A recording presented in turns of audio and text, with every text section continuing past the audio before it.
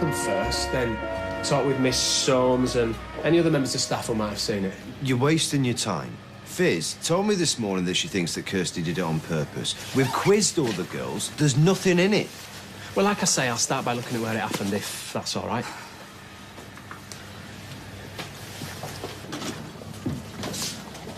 So, this girl Julie switched it off. Or thought she did.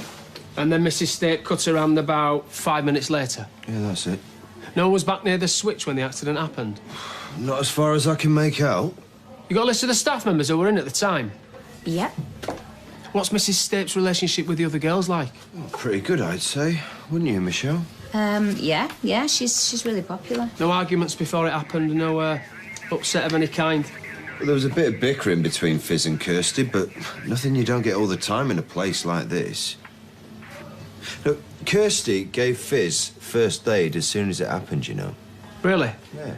And then took her to the hospital and looked after her. So where Fizz gets this idea from that Kirsty's got it in for her, God knows.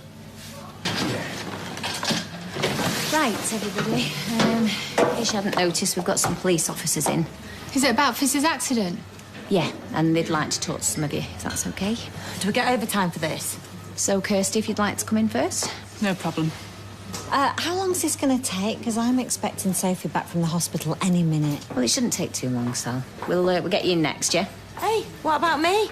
Craig will be waiting at home. This is when they start taking drugs because they feel neglected. You'll be last. She's hard as flint, that one. The only person to touch it was Julie, and she did it before when Fizz asked. And you didn't turn it on? Me? Do you mean deliberately?